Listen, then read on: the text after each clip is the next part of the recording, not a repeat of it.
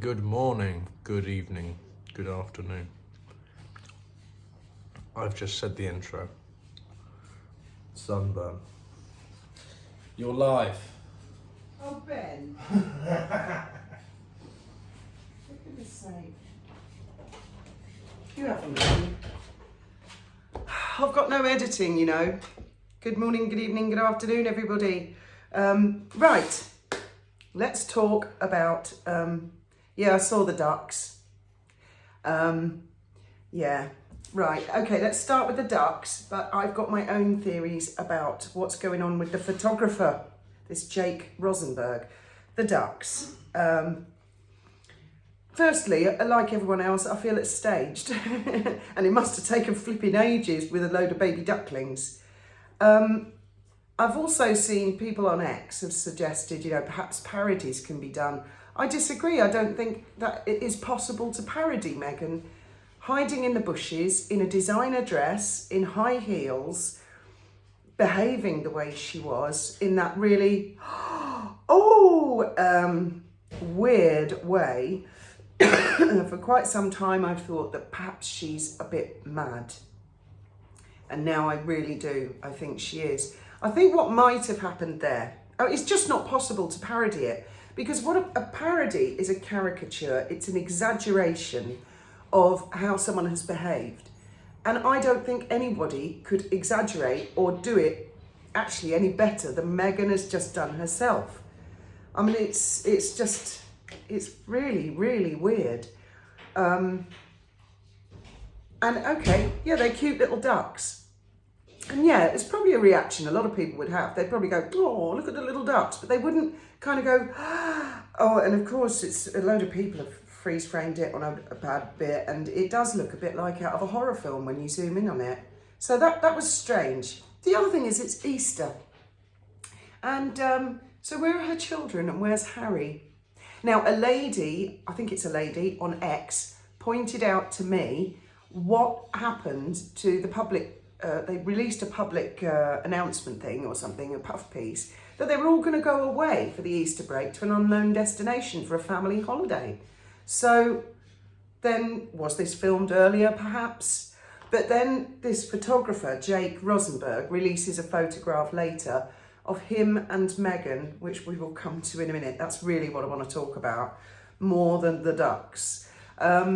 Where he sort of suggests he's been filming with Meghan. Now, because she's wearing this dress, I mean, it's the usual sort of thing that she wears, really weird and inappropriate. It would look like she's just finished filming something and then they filmed that. Perhaps Harry and the children are around there somewhere, but it does seem a bit dead weird to release Easter. I mean, my Easter holidays, we used to go to Norfolk Broad. So yeah, we saw baby ducklings all the time. And, but we always went, my mum, my dad, me and my sisters and my gran. We stayed together as a family. And if I look back, there are very, very few photographs of just my mum or just my dad. Do you know what I mean? It's a bit weird. Okay, she's doing it for publicity.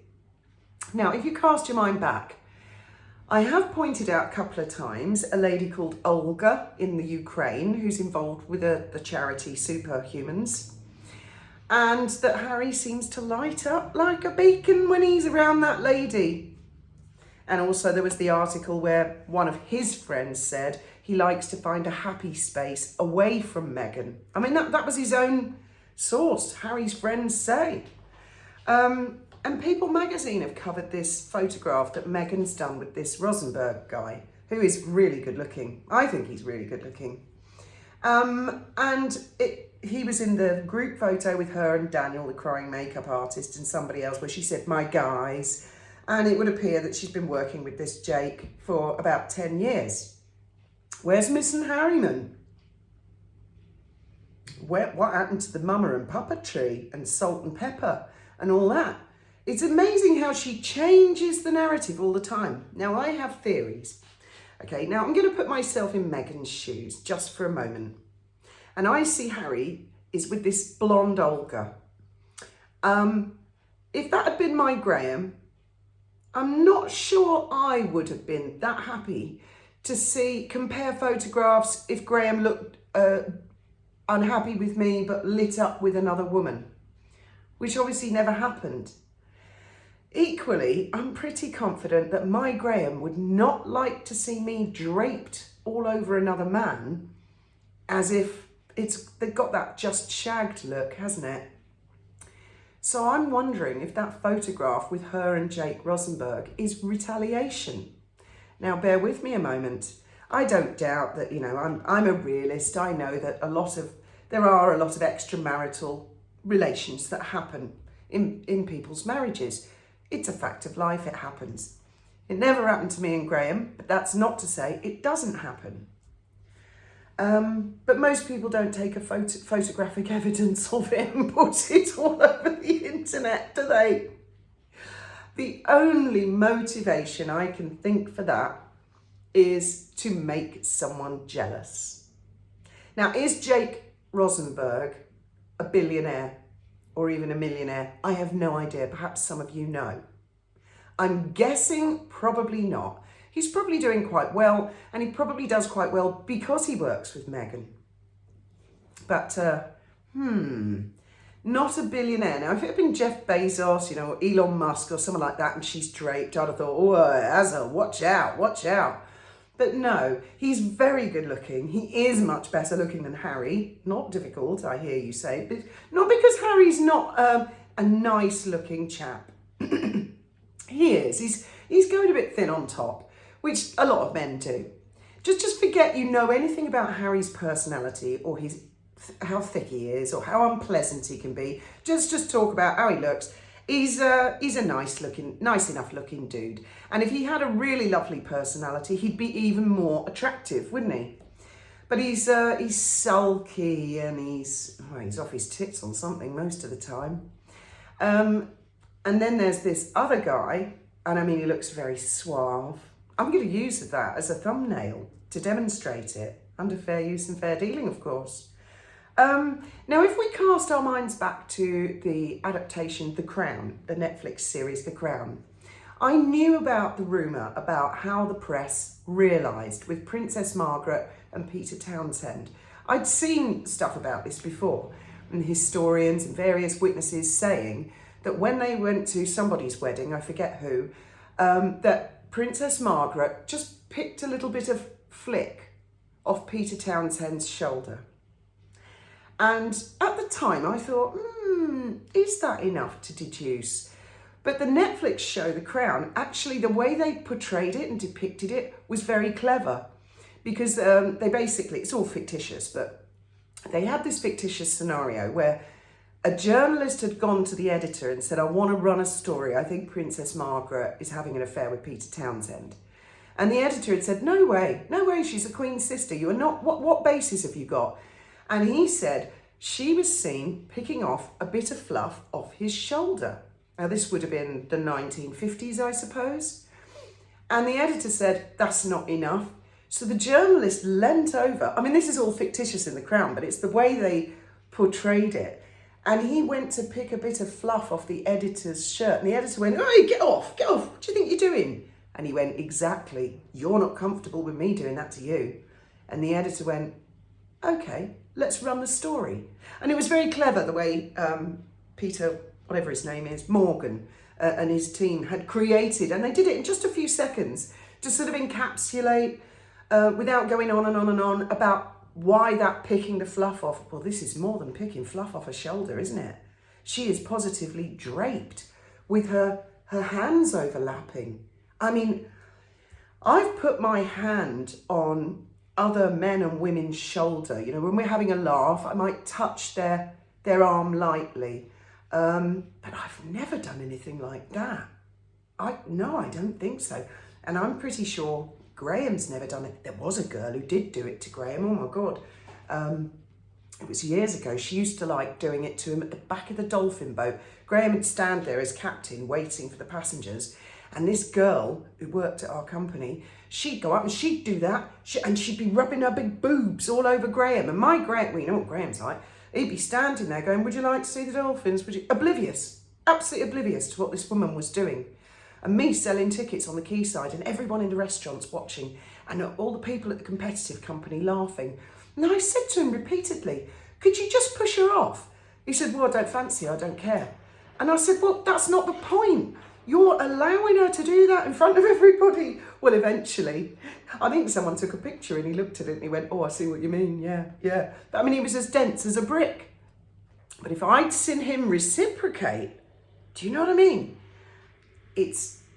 I can only imagine what Harry must be thinking, looking at that picture. Or does Harry, that's my ice maker, by the way, sorry. I've got that bombing away now, the weather's better. But does Harry care? In fact, when was the last time that they put on one of these fake lovey-dovey, we're so in love, look at us holding hands, we're so in love. When was the last time we actually physically saw them together? Forget that one where she's holding the phone and I believe she dubbed Harry's voice in. Is it filming? Yeah, it's filming. I'm not convinced Harry was behind the camera there. I mean, it reminds me of Toy Story, you know, when Woody was trying to convince the other toys that Buzz was okay, and he couldn't get Buzz to come to the window and prove it, but Buzz's arm had come off, so he was like, hey, we're best buddies. It's a bit like that, isn't it? And then the whole detached arm was revealed, and they all went, oh my God, what's he done to Buzz? That's how it comes across to me with Meghan. Even the last Christmas card, it really looked to me like it was someone wearing a Harry mask, but kneeling down, greeting the children. There was something weird about that. So it's my personal belief that Harry's sick of her, that when his friends say Harry wants a happy space away from Meghan, I believe that. And then I see him with this blonde, who's very attractive and is involved in a really worthy charity with this superhumans, where they do plastic surgery and prosthetics and robotics and all kinds of wonderful things. That's going to be quite appealing to old Hazard, isn't it? Eh, Windsor? A lot more appealing than your crazy wife hiding in the bushes and then jumping out at a bunch of ducks in high heels. I mean, what's she doing standing in the bushes in high heels? Why? Don't the heels go into the soil? That's what I found when I was about 12 years old and I wore heels in grass, and I thought, well, I won't do that again. And yes, I think she probably is quite crazy. And I think Windsor may well be going along with congratulating her and speaking up for her in public, because that's kind of part of the deal. Separations can take a long time. I mean, this is all my theory. I'm not saying Harry and Meghan are separating, are getting divorced. And I know a lot of you say quite frequently they deserve each other. They should be stuck with each other. But I'm not sure that is how the story's going to end. I'm not sure that they are going to end up stuck together. They're so, they suck the energy out of everything, don't they? There's always a drama or there's always something, and they move at very, very quick pace. I mean, first she's running on the beach. She's been a child author. Oh, she was going to do that Pearl thing. Yeah, I heard about Pearl and the infringement. I'm not interested in that. I really don't care about that. Then she's going to be a politician. Then she's going to be a chef. She's got a cooking show. No, she's doing a podcast, which she did a podcast before, which didn't work out. I mean, it's just from here to there, to there, to there, to there, to there, to here, to there, to there, to there. She never stops. And yes, I did see Tina Brown say that Meghan just won't stop and focus on anything. And she is right. Meghan will not stop and focus on anything. It's like she has no attention span at all. Do you know, I used to know someone like this. He was obsessed with starting a business. He'd have a business idea, but it never got any further than him designing the headed paper.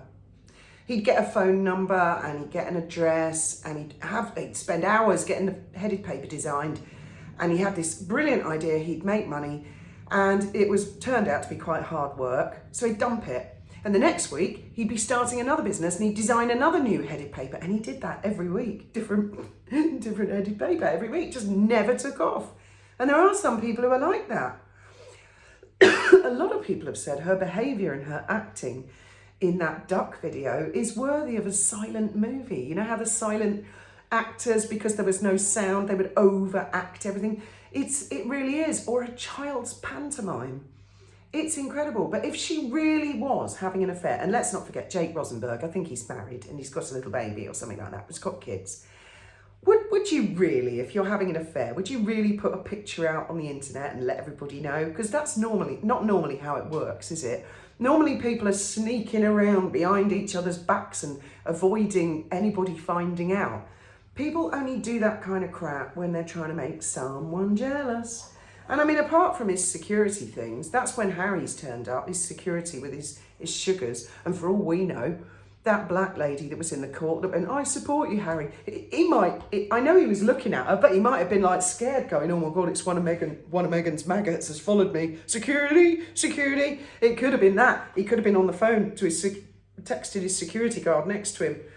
"Hurry up! Look! She's going to attack me. Get me out of here." For all we know, I mean, that's the thing with the royal family, and they are still related. Harry is related to the royal family. Meghan's not really in the royal family. She married into it. Flat on her back, if you ask me. And I had to get that one in. And we see images and we see certain glimpses. But with the royal family, really, you've got to watch them for several years to build a picture. We get instincts. I think Patrick Jeffson put it the best once upon a time when he said, the press don't actually know what's going on in the royal family, but when something's going wrong, boy, their antennas prick up, and so do the members of the public. Because we've got eyes and ears, and we see things and body language, and some things can just be a pure accident of a member of the royal family where they're caught off guard, and it can look like the complete opposite of what it was. But if you start to see the same thing repeatedly over and over, and the same allegations are coming out over and over, it begins to build a picture, a very clear picture. So that's my question of the day. If you were having an affair behind your partner's back, would you advertise it all over Instagram? Oh, and her as ever's got 823,000 followers now. Probably a ton of divorce lawyers keeping an eye on it. And don't forget, she was touting a divorce book not that long ago.